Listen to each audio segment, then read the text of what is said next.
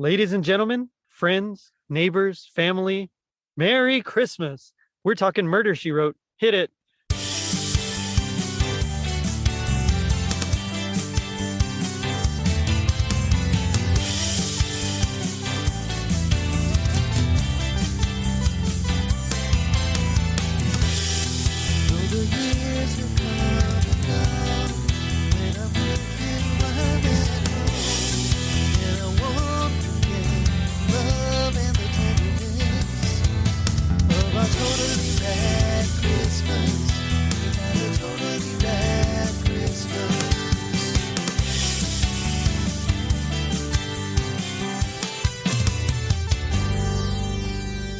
It was 1984.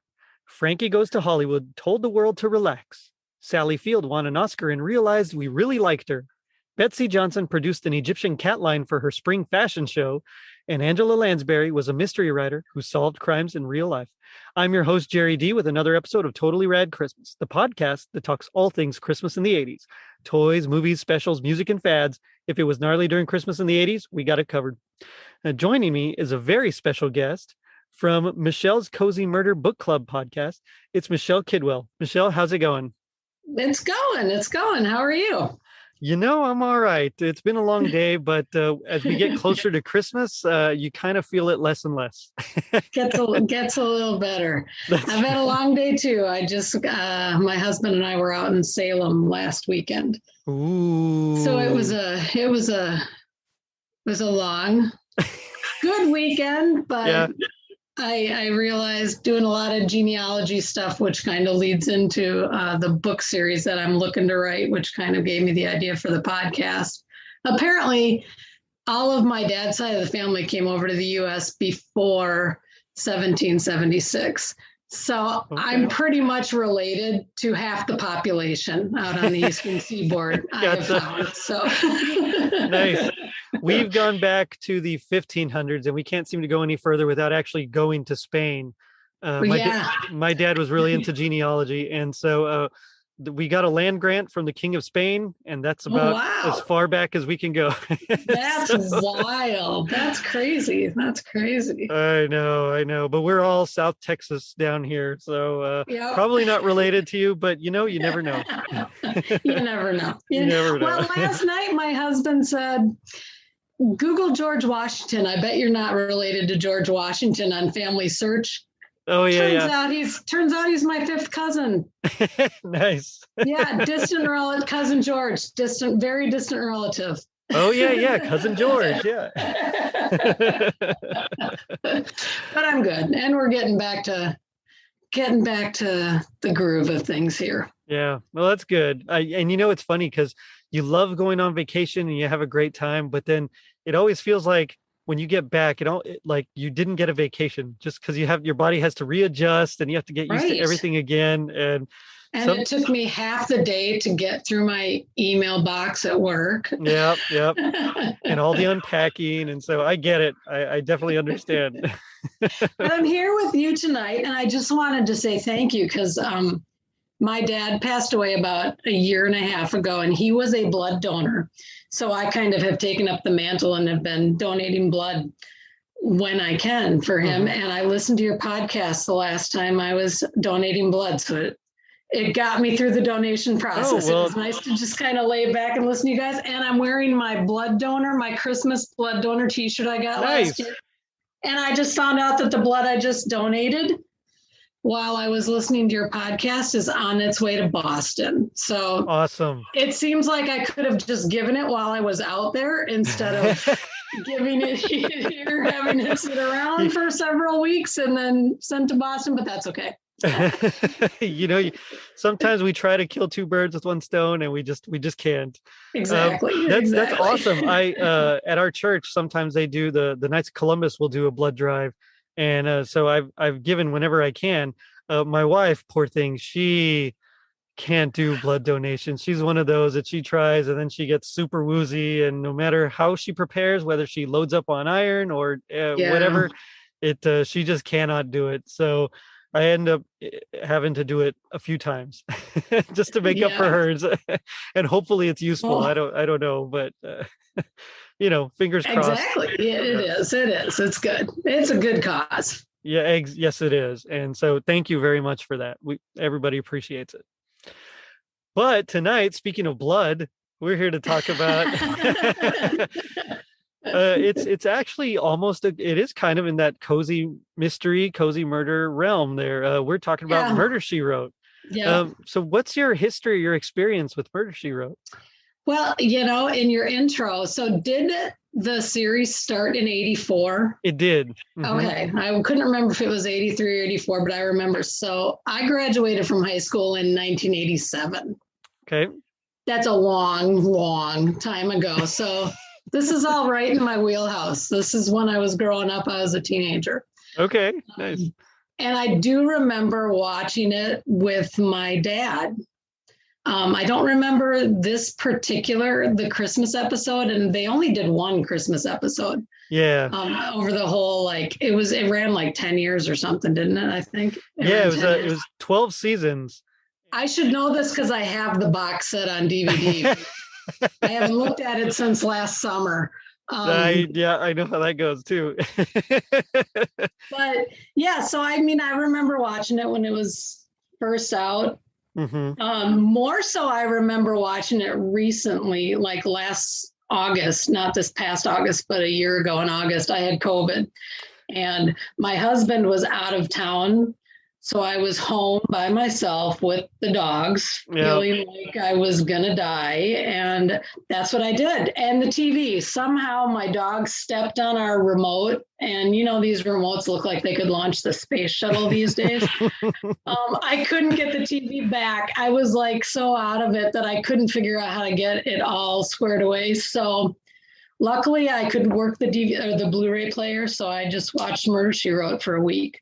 Nice. Straight while I was awake. So so I do remember this one because I wanted to start the fireplace up and drink hot cocoa, but it was 95 degrees because I had it the second week in August, so it didn't quite work. But funny because well, not funny, but I actually also, not this past August, but the August before, I was going to say, I thought you had it right after me. Yeah, it was like right on that tail end is when I caught it. My experience, thank God, wasn't nearly as bad. Although my brother had a similar experience to yours, where he could barely stay awake, barely get out of bed, to walk to the restroom or anything. But mine was a pretty mild case, and so, but I was quarantined, so I also got to watch a lot of TV. The good news is my wife is a self-proclaimed weenie. She can't watch a lot of scary or action-y things. So I got to catch up a lot on my boy movies, or that she calls them boy movies, but my action flicks and horror and stuff like that. So I didn't watch Murder, She Wrote. I remember mostly this being on at my aunt's house and my grandma's house all the time. Okay. This one, and I think Matlock also, they were always playing, and Perry Mason. It was those three, they were kind of going back and forth. I don't remember ever really watching it until maybe a few years ago, just sitting down and actually watching an episode. Yeah. But I remember they were really well written, and Angela Lansbury, she nails it every time. I love her so much. Me too. Ever since Bed Knobs and Broomsticks, she's been one of my favorites. Yeah. I had the pleasure of watching that about a year ago with my kids, and they loved it. And so now I'm excited to show them other things with her as well. Yep. Yeah. No, agreed. And it's kind of, right now I think they're playing it on. I talk to my mom about it occasionally. The two shows my mom and I debrief about are The Golden Girls, which we absolutely love, and Murder, She Wrote, because she watches it almost every night now on Hallmark. So I think it's running on Hallmark Murders and Mysteries or whatever. Oh, right. Well, and Golden Girls, I think, is on Hallmark itself. Funnily enough, B. Arthur and Angela Lansbury were really good friends in real life. I didn't know that. Yeah. And in fact, in the show, Jessica Fletcher, the character that Angela Lansbury plays, her middle name was Beatrice as a tribute to B. Arthur, because they were such good friends. Yeah. Now the funny thing is neither one could ever actually guest on the other's shows because they were filming at the same time mostly, and their networks kind of competed against each other. But I think that would have been cool if we had That would seen have that. been amazing. Yeah. That would have been awesome. I would have dug it. I love the Golden Girls. I got to cover their Christmas episodes. You should come back for that one for Oh sure. yeah, for sure. Okay. Because I'm the Dorothy, and my mom and my sister and I went to the Amana colonies a couple weeks ago for a girls' weekend to scatter my dad's ashes because it's close to his hometown. Gotcha. And it's a cool little community there with wineries and gift shops and antique stores and all that kind of stuff. But we were talking about it, and we decided my sister's Blanche. I'm Dorothy and my mom is Sophia. So we don't have a rose. I was about to say you're just missing a rose, and that would have been perfect. Pick up a rose along the way, but yeah, I'm in. They had some really good Christmas episodes. They did. They had some really good ones. The only one that I'm remembering clearly is the guy that was robbing the bank. That's the one. That's what I'm thinking robber. of. Yeah. Yeah. And yeah, I think Rose gets a little fiery in that one, doesn't she? I think probably. She does. Yeah. I love Betty White. She's amazing. Oh yeah. Speaking of which, though, okay, so I thought the Golden Girls Christmas episodes were much more Christmassy than this Murder, She Wrote episode. I have some mixed feelings about this one. As far as it being Christmassy, I got to be honest. There were some parts that felt really Christmassy. Mm-hmm. So when they're at the little dinners and the galas, that felt really, but yeah, overall, as a whole, there wasn't a lot of Christmas in it. Right. Although I do think it's a great thing. I don't know if you noticed this, but there's always a murder in every episode except for this one. The victim pulls through. I read that, and I didn't notice it the first time I saw it, and then I was doing some research on it, and I read it, and it was like, oh yeah, I guess that's true. And so sure enough, when I saw it again, she actually does not die, so it's only an attempted murder. Right. So I'm gonna believe that's the Christmas spirit. There you go. I like that. Well, we do have a Grinch with Doc Hazlitt.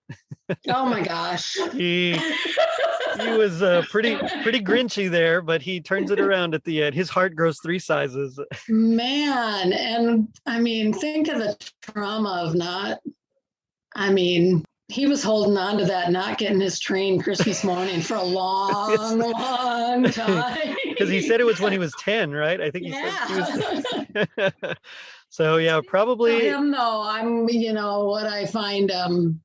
He does a much better. I don't know if you ever saw the episodes with the guy from Happy Days. What's his name? The dad from Happy Days. Oh, Tom Bosley. Yes, he played the sheriff in the first few seasons, and he has the worst East Coast accent ever. And Doc's accent is slightly better than that, but still a little stereotypical. So, gotcha. Although I looked at his bio and he's actually from Massachusetts. So now that I say that, maybe I feel bad because maybe that's his real accent. See, as someone from South Texas, I can't do an East Coast accent to save my life. Me either. So I was trying all weekend. Gloucester. We went up to Gloucester. And that's it. I got one word. I'm not even going to try because it's going to come out horrendous. Yeah, this one, you're right. There wasn't a whole lot of Christmas in it. And as far as I know, the whole premise of how she catches the thief is a little iffy. But anyway, so the series, it was created in 1984, like I said. Now, this particular episode was from 1992. It was from the 9th season. At this point, I know Angela Lansbury had already been very, very tired. And it was like somewhere after the 5th or 6th season where she just needed a few episodes off. And so that's when they would like focus on some of those side characters that would help her solve mysteries. Okay. And she just kind of like, would introduce it and close it out.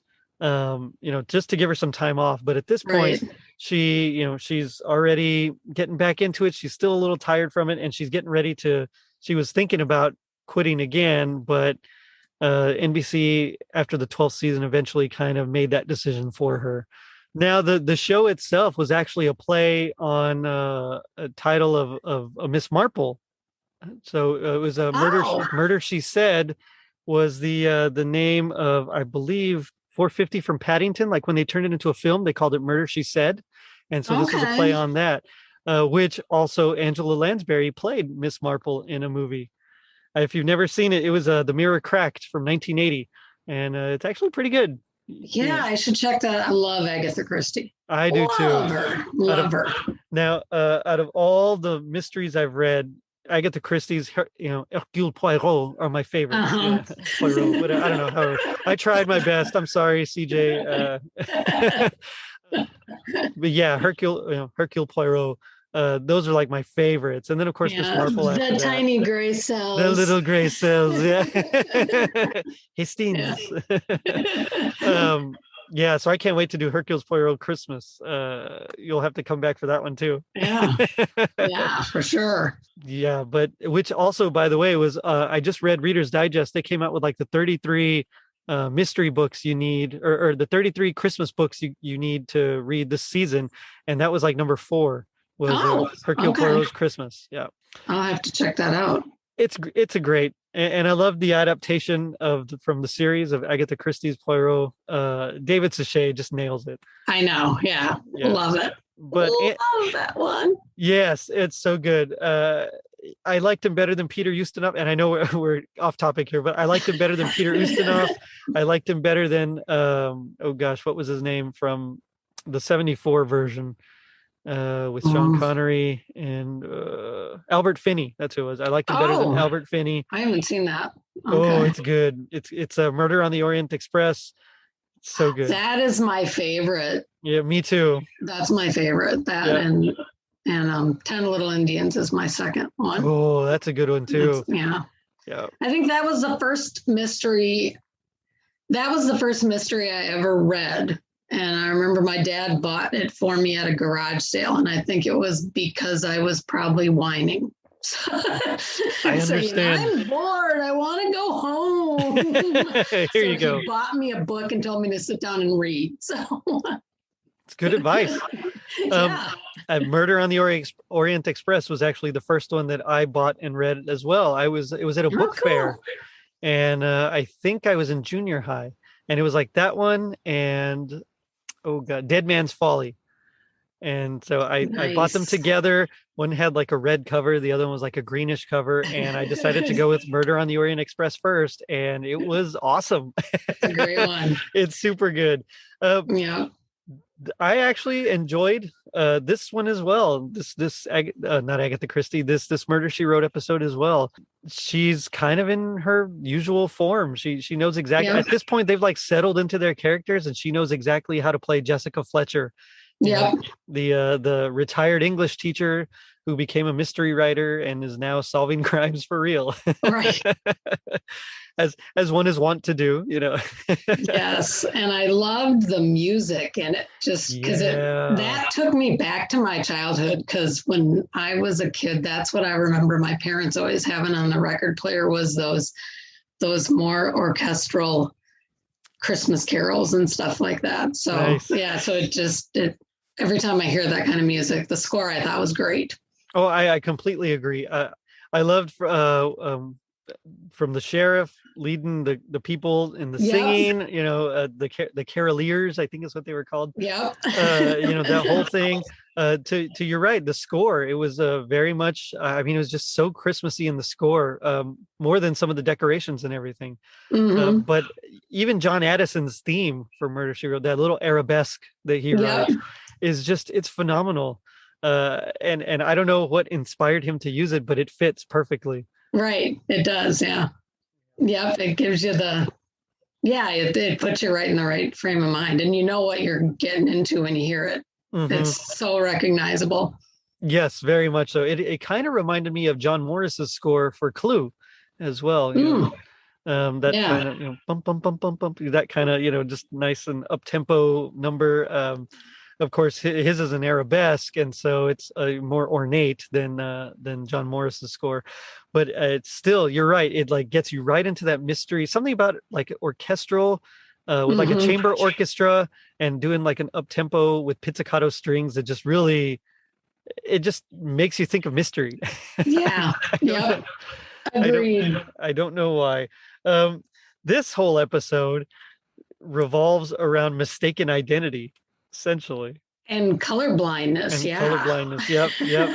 There's also an embezzlement factor somewhere in there. Yeah, it was like they tried to come up, and then you got the vampy person in town that everybody's worried is going to steal their husbands or fiancés. And yeah, it was just kind of an interesting hodgepodge. Like the writers said, what haven't we covered this season? That's right. Yeah. Throw it in this episode. Speaking of the vampy character, do you remember in let's see, I even wrote it down because I love this person. In 89 and 90, there was a TV show called Free Spirit. Do you remember that? Free Spirit. It was about a divorced man with his 3 kids, and the son accidentally summons a witch.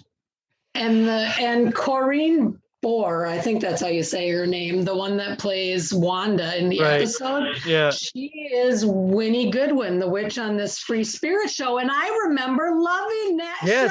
Now that you said her name, Winnie, I remember that. Yeah, I loved that show. So I had a hard time seeing her as this vampy vixen, because I remember being the goofy witch on that show that I was so irritated only lasted 1 season. I also remember she was one of the citizens on patrol in Police Academy 4. So again, for me, there was a disconnect there because she was more innocent and same thing, kind of quirky. And she was also on Friends. She was on an episode of Friends. She's, I think, Joey's girlfriend. Okay. In an episode of Friends, and she makes like muffin baskets or something. So this was definitely a different role for her. Yeah. Which is good. I like to see actors stretch their range. Because I can imagine it would get pretty boring to play the same character over and over again. Yeah. So it's good, but same thing. It was hard for me to picture her as the woman about town, I suppose you'd say. I don't know how to say it nicely. That was nice. That was good. Okay. That was clean. I tried. So she's in it. Floyd, was he in previous episodes? I don't remember Floyd from anything else. And I haven't seen too many episodes. Is he the guy that owns the hardware store? Yes. Yeah. I think I want to say that he occasionally was on, but he wasn't a main character. Gotcha. Yeah, he may have been on a few different episodes in a minor thing, but and then you have the woman who worked for him. You don't fish off the company pier. I like that. I like that. That's good. Funnily enough, see what happens every time you do that. You end up like almost killing somebody. And she's played by Amy Brenneman. Really? Yeah, that was Amy Brenneman. Okay. Yeah. Wow. Yeah. Okay. Yep. She looked familiar to me, but I guess I wasn't paying attention in the credits. They're so small sometimes. But I like that. Don't fish off the company pier. It's funny. That's actually one of the rules at our store. Yeah. And it also it's kind of technically was not followed by one of our employees. But they ended up getting married, and so it's okay now. So now it's okay. Yeah, now it's okay. That's fine. This was definitely an interesting episode. So there's also, to throw more stuff in there, one of the wealthy, well-to-do families in town, their daughter is going to be getting married to a guy that's going to be taking over the business or helping out with the business, and then he is the subject of a would-be blackmail, although of course we find out later on it's a mix-up, and then he's got a secret too, because everybody's got secrets. You got to have a secret to have a good cozy mystery. That's true. Yep. That's how you expose the who did it. You got to find the secret. But right. You do read a lot of her quote. I can't even say it right now, it's too late at night. Agatha Christie. Yep. Poirot. Yeah. Poirot. Yeah, there's some good ones out there. So yeah, it essentially it starts off where that gentleman gets this tape. It's a Willie Nelson cassette, and he puts it in because he's a little confused on who put it in his car, Right. and he discovers that it someone is trying to blackmail him. It's a girl's voice, who we find out is Wanda. Wanda Yeah. is, of course, that Corinne Bohr that is the more I don't know. She's friendly. Friendly. I like that. Yes, yes, she's the friendly type, and her and Floyd are seen kissing early on as well. Yep. hmm And so, I guess that's to set up her character. Yeah. And what was interesting to me was it the girl who's getting married? Was it her brother that walked in on them? I mean, they kind of set it up like this guy was going to have an axe to grind with her fiance, and then it didn't really go anywhere. That's what I thought too. It's like her ex essentially, because he says something about like, well, her ring was on my finger, a year ago or whatever before, and then Floyd says that was in high school, man, get over it. Right. Yeah. So yeah, that was like there, and same thing. I thought it for sure this dude, and they made him look a little suspicious too. Yeah, and you have to do that because you have to get all your suspects in line. Yeah, you need the red herrings and all that, everybody. Yeah. The obvious choice, but same thing. They didn't take it anywhere. Of course, and I can't remember his name. I wrote it down, and I don't know where I wrote it down, but the fiance, he finds a tape, he hears it, he gets all a little nervous, and then his fiance gets in the car, and then he does that quick thing where she's like, oh, Willie Nelson, I love Willie Nelson. Yeah. And so he immediately like rips it from her hand, and before she could say anything, he like kisses her passionately, and to distract her. Right. Guys, you need to use that tactic more often. Right. Yeah. So we get that set up. Of course, Angela Lansbury, her character is kind of friends, or I don't know, mentor or something to the girl that's going to get married, his fiance. And I love how she finds the tape later on as well. Right. And this tape just, it gets around. Naturally, it's I was gonna make a bad joke I'm not gonna say the joke about Wanda, but so she finds a tape as well, and so she hears the accusation of I know what you did, or something, I know your secret, but he goes to the prearranged place that Wanda has said, meet me here at this time. He sees her there, and he just kind of drives away because I guess he can't summon up the courage to go face her. Yeah, he chickens out. Yeah. So that's like going on. I mean, it's funny.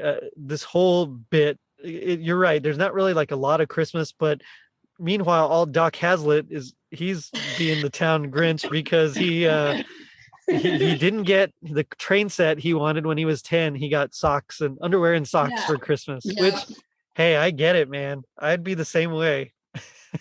Well, here's what I'll say about that is my dad broke his leg when I was young. I can't remember how old I was.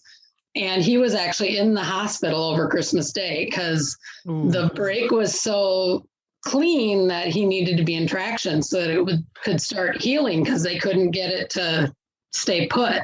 Gotcha. And so Christmas morning shows up, and we decided he was going to be home by like New Year's. So we decided we were going to do most of our Christmas stuff New Year's Day that year when he was home. But my mom said, you and your sister go pick out a gift from under the tree, and grab one for your dad too, and we'll all go to the hospital. And my sister got like an ABBA record or something.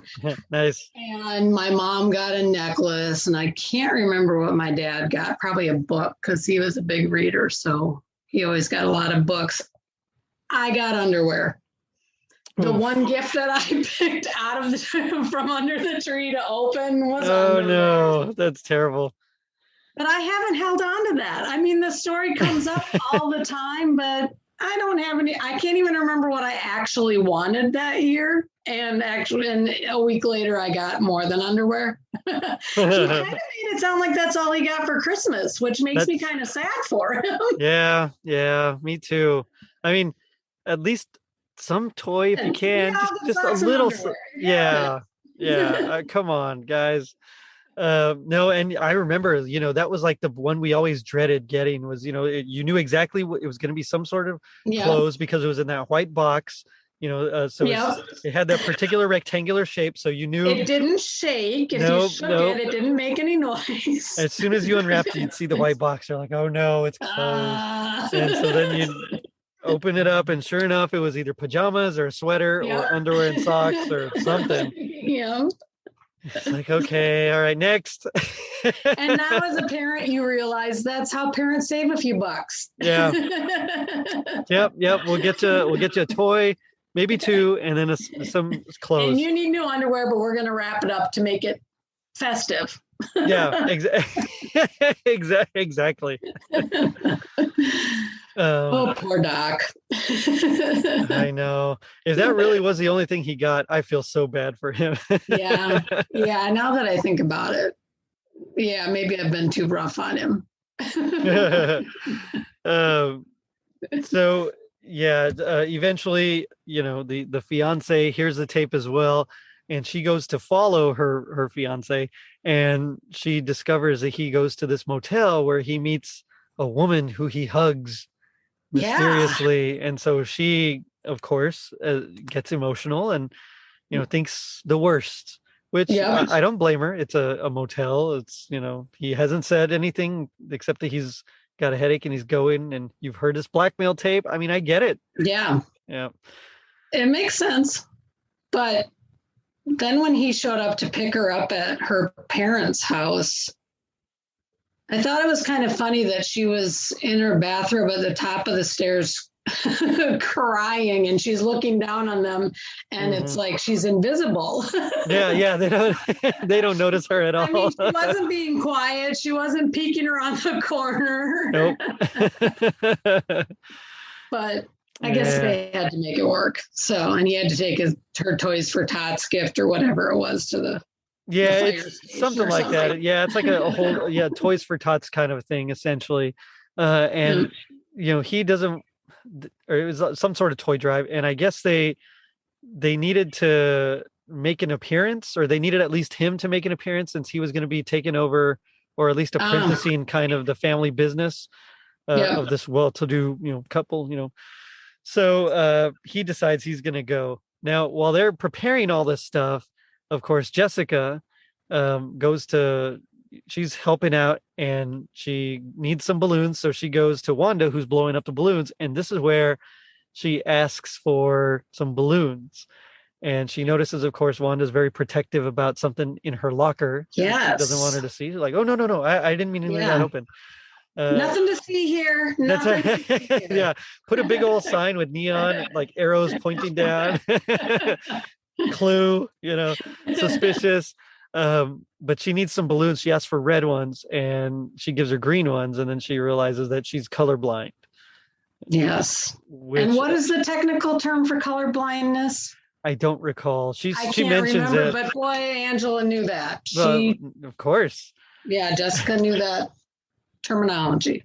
Yeah, I love that whole thing about detectives, how they just kind of know, Right. James Bond kind of had that a little bit as well. They'd mention something. And Sidetrack, I went to go see. Oh, I haven't seen it yet. Is Time to Die this afternoon, and good, huh? It was really good, but I'm gonna need a moment. Gotcha. Okay. Daniel Craig is my favorite James Bond. Really? I'm a Sean Connery guy.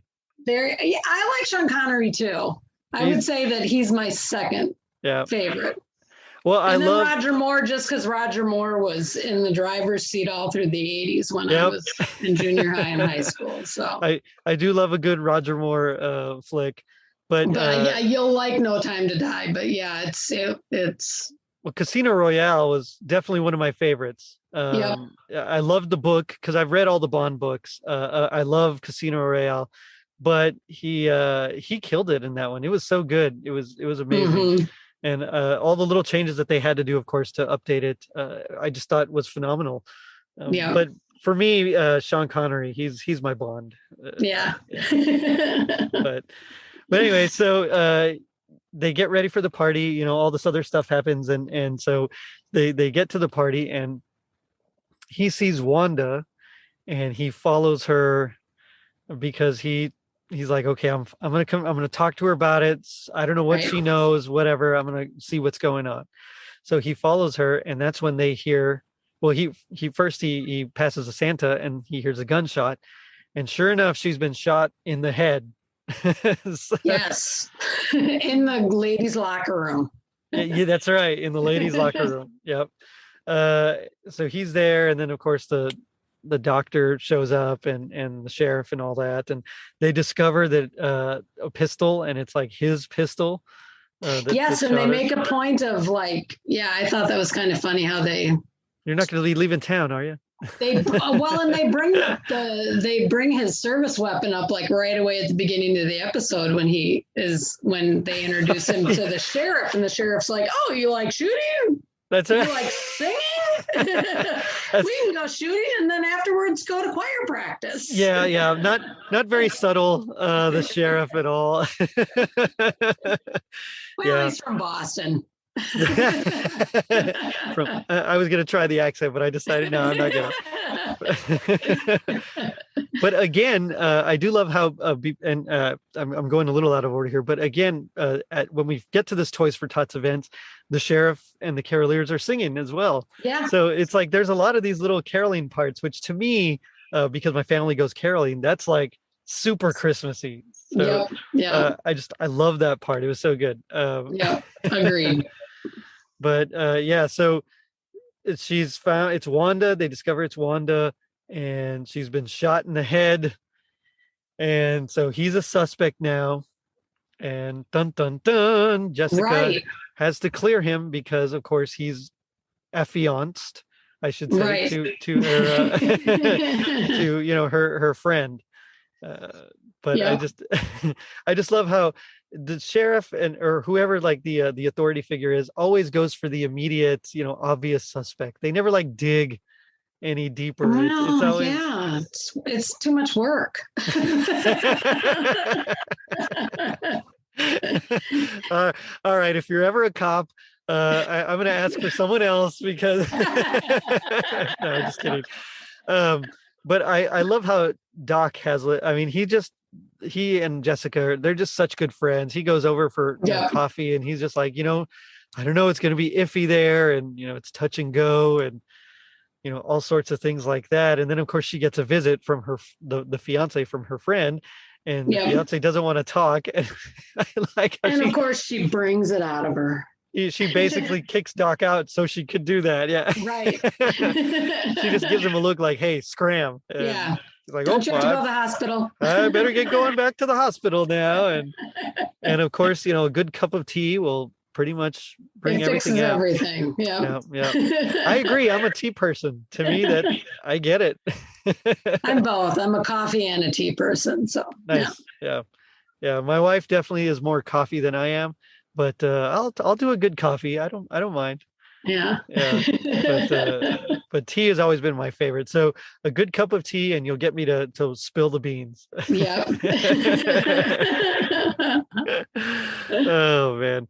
But she's talking, and she realizes that the fiance trailed her man to the hotel, and Jessica, it just doesn't add up. Like, he doesn't seem like the kind of guy that would do that.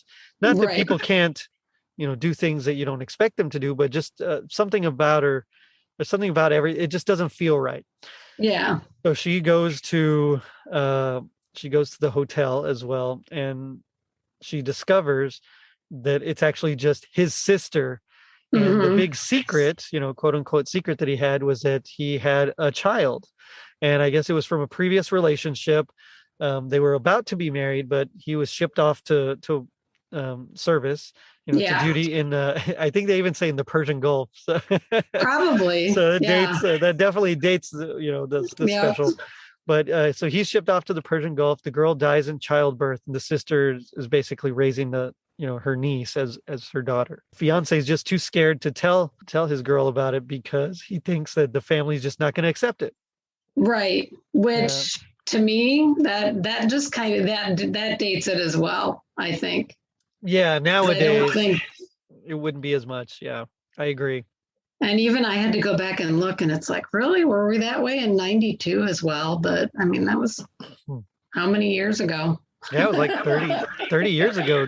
So so she talks to Jessica goes to talk to the sheriff, and they talk about Floyd, and this like real expensive trip or something. And it turns out that they to Tokyo. And I guess it was for some reason.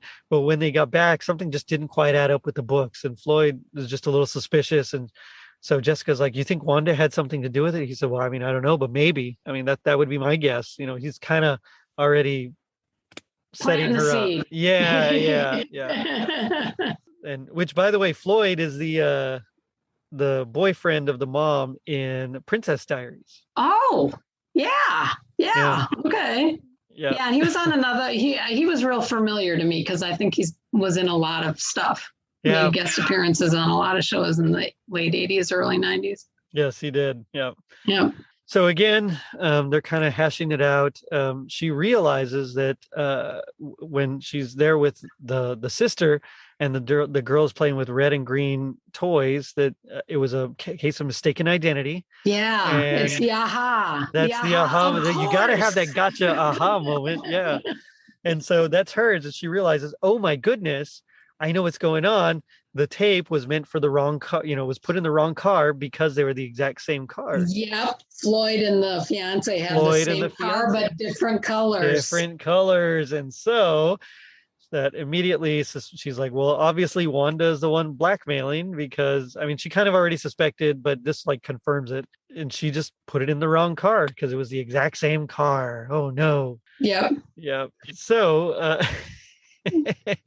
she does her little mental gymnastics that you gotta love, and she calls up Floyd, and she realizes something deeper is happening, and Floyd was probably responsible for cooking the books, or someone working for Floyd, and Wanda found out, and that is what she was actually referring to. It wasn't Wanda after all, it was Floyd.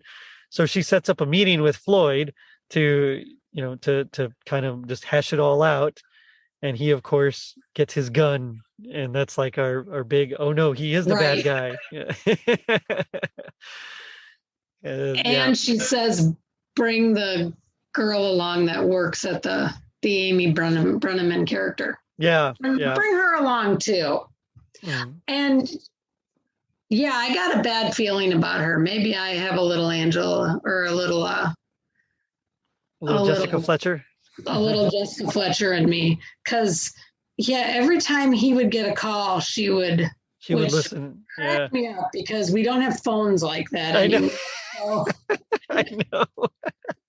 But yeah, it's like put the receiver down, put the hooks down so you can hear. Listening on the calls. She was listening in on all of his phone calls. All of his calls, yeah. Talk about nosy. I didn't trust her. No. Not at all. And it turns out she gets there first. Floyd goes to get Wanda's locker because Jessica asks, bring a key. You make all the keys you're the hardware store owner. You make all the spare keys, the copies of keys. So you've got to have a key. Yeah. And he makes it look like it's like, I think thou doth protest too much, because he's like, why would I have a key? Why would I have a key? And she's like, well, you're the only hardware store in town. Exactly. Don't you make keys for everybody? Oh, yeah. If she wasn't sure, I think that could have definitely put her over the edge there. Yep. So they get there. He gets there first, but the locker's empty. The stuff is gone, the blackmail evidence, and it's because Amy Brenneman has moved it. Because she secretly has a thing for Floyd, because Floyd is a womanizer. And she just always kind of really liked that, but she was just jealous that he never got with her, I guess, or noticed her. So, so she did it all for them. I love this scene because she kisses him, and she's like, make me think it was all worth it, or make me believe what I did was worth it, something like that. And then he gets like real angry with her, and he's like, no, no, no, I don't want to be tied down or something like that. And then that's when everybody, he's about to shoot her or something, and everybody, like the cops, come in, and of course Jessica explains what happens in proper Agatha Christie style monologue. Yep. Because you gotta have your wrap up monologue. Yep. And I mean, it all seems to kind of tie up in a nice bow, and they end at a Christmas party where the little girl, the daughter that is playing with the fiance's parents, and they accept her for everything. The new grandparents, and exactly. And she gives Doc, this is my favorite part, where she gives Doc his present, which is a little toy train. Yep. And his line there, I deserve that. Yep. That just made me laugh so hard. But his speech, he says that, while they were working on Wanda, doing the surgery, everything to save her life, and she was pulling through and realizing that he had a hand in it. It just made him just believe again, and just knowing that everything was going to be okay. And that got me. I was like, oh, okay. Yes. Your heart grew 3 sizes, Mr. Grins. Yeah. He came around. He did. He realized there was more to life than socks and underwear. You know what? Sometimes us dads will take a good pair of socks and underwear. we hang on to those things for dear life, and we need them desperately. So, but it was a great ending. I love that ending.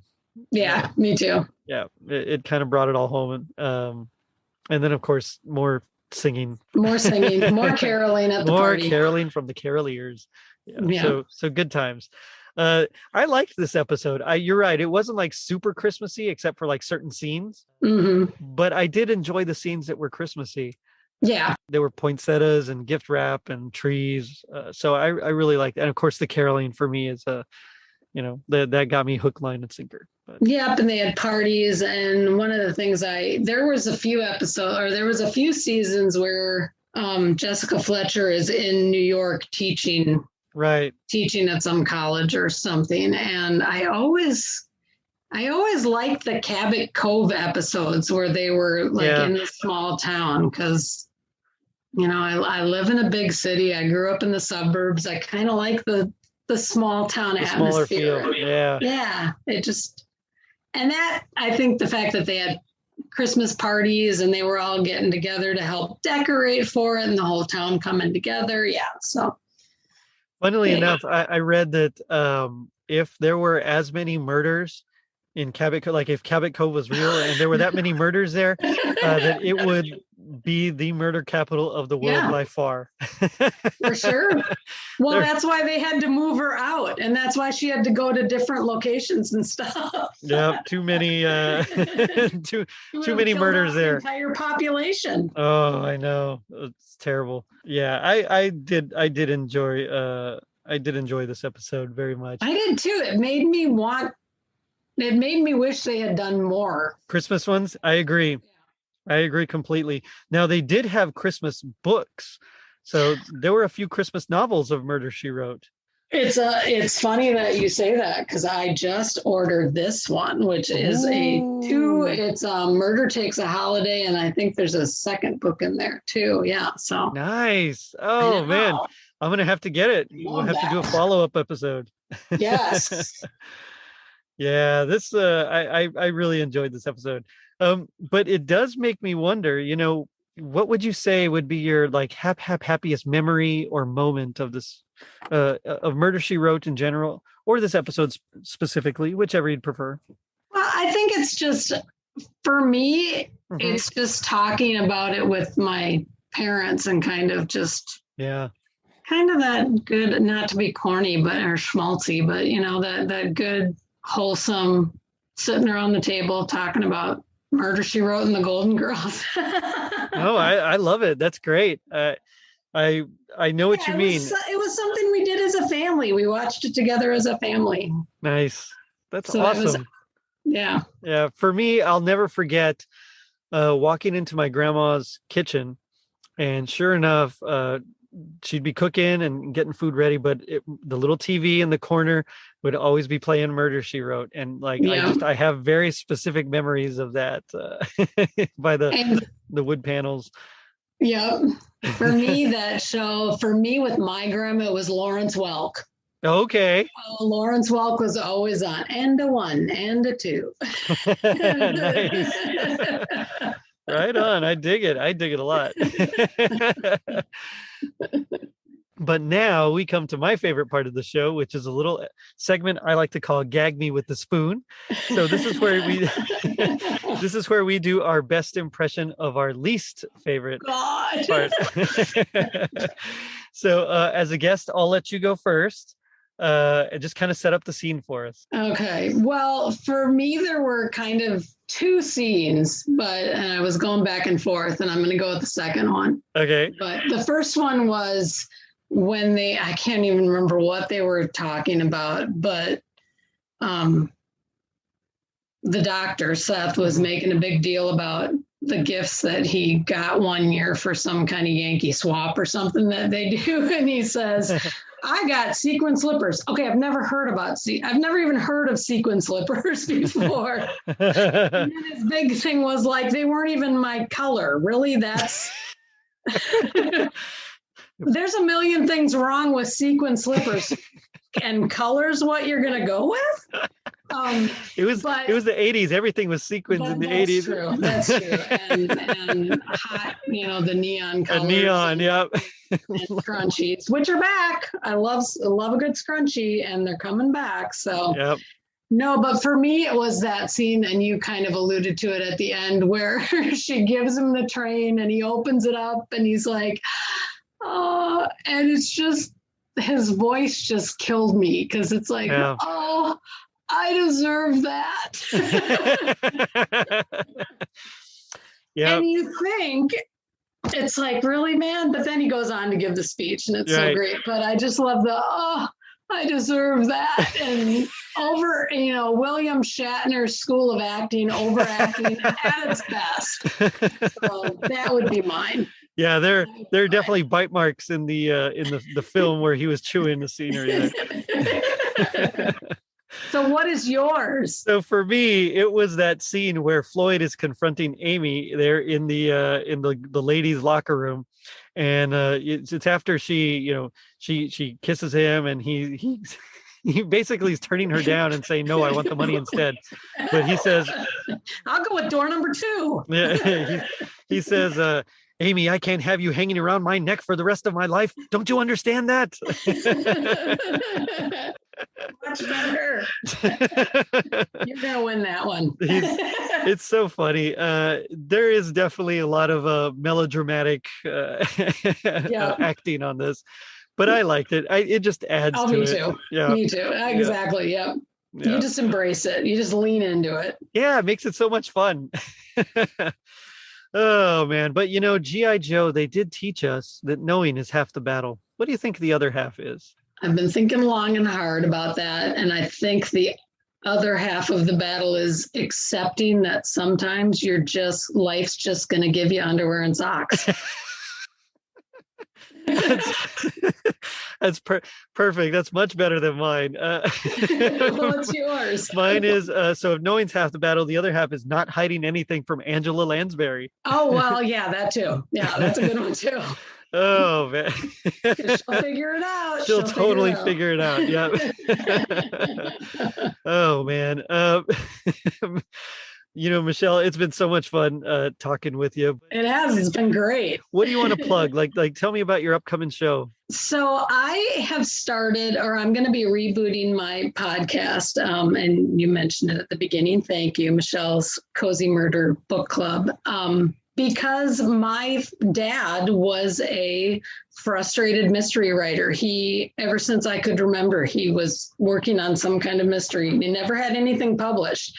And after he passed away, my mom, I have an English degree with a writing concentration that I've done nothing with. except for go back and get a master's of science in data analytics and do something completely different. So she passed all of his writing books off to me. So I have been thinking about writing my own series, and in the process of, doing some learning on my own, I thought, well, this would be really cool. And this is something that I'm really interested in. So right on. So so it'll be I'm planning on doing one book a month and maybe 2 or 3 episodes Cool. a month where you could kind of read along with it. And then it's also going to be partly about my journey writing and developing these characters. My character is it's a true cozy because she's a amateur sleuth, but she's a genealogist. And what she's going to be doing is solving people's mysteries from the past that they're finding. So cold cases. Yeah. That's cool. Cold cases. So I think that's kind of cool. Yeah, I read an article a long time ago about a genealogist that loved what they call them orphan pictures. And that's like when you go to an antique store or a flea market and you find all these family pictures of people that people are just selling and they don't have names or anything like that. Right. And she would always buy them because she felt so bad that these beautiful photographs of these families kind of got lost to time and stuff. So that's going to kind of be her thing. So so I'm hoping to launch it in probably the end of November, kind of a soft launch, get it going. But and I'm setting up a Reddit page, which is just, it's funny because it was too long to do the whole podcast name. So it's Michelle's Cozy Murder. That's a whole nother show right there. Exactly. And that's what the Facebook page is going to be. So so that'll be launching sometime in November. So right on. So I'll right around have you on for some good mysteries. Yeah, there's some good ones out there. I'm always down. Yep. That's cool. I'm very excited. I love a good mystery. Me too. Have you been watching? And I love a good Christmas mystery. Oh, I know. Those are the best. Yeah, those are the best. I got into a few years ago that what's her name? Swenson. Shame on me. I can't Murder She Baked. Oh yeah. Mm-hmm. Yeah. Yep. I was enjoying those, and then they kind of went off. They kind of jumped the shark where she picked neither Mike nor what's his name, and it's like, well, what are you doing? No, go with the other guy, Norman, I think, right? Yeah. That's okay. I don't mind. Right. I'll continue. I'll read them anyway. I'll still read them, but. Yeah, there's nothing like a good murder mystery, and you're right. The Christmas time ones are always the best. Yeah. Have you been watching Only Murders in the Building on Hulu? No, I have. It's on my list. Yeah, I haven't because the cast just looks amazing. Yeah, Steve Martin Short, Selena Gomez. It's been so much fun. I only just got into true crime podcasts, so it's exactly how every true crime podcast listener I've ever met, this is exactly them. So I can't wait. Yeah, it's a good. I can't wait to hear your thoughts on it. Yeah. Yeah, my son is looking. My 22-year-old is looking to start a podcast with his best friend, and they're going to be talking a lot of true crime stuff. And gotcha. Yeah, she gets a little crazy about stuff like, you leave your back door open, you're going to get murdered. No, I'm not. It's noon on a Tuesday. Nobody's coming through my back door. Yeah, and see, I'm just used to growing up. It was always like, okay, lock the door. So I just lock the door now, and I don't even think about it. But my grandparents wouldn't. So I get it. It's one of those things that's how they were raised, and it's like, no one's gonna hurt us here. The tiny little town of Falfurrias. But I think when you listen to those true crime podcasts, it does. Yeah, it definitely, you start to see boogeymen everywhere. Yep. But I can't wait to hear this. I'm super excited about the mysteries. I think it'll be fun. Yeah. Oh, it's going to be, I imagine it's going to be a lot of fun. Yes. Yeah. Thank you. Well, looking forward to it. And so on that note, I'll end it by saying thanks again. Thank you. Then Frank was right when he said that Christmas should remind us of what could be. not what is. So check us out on our social media pages, Facebook, Twitter, and Instagram. And if you're feeling like Doc getting his toy train and saving Wanda's life, leave us a review on iTunes. Not only does it help us reach more people, but you also get a free sticker. Now, don't forget to check out our merch shop on tpublic.com. Later, dudes.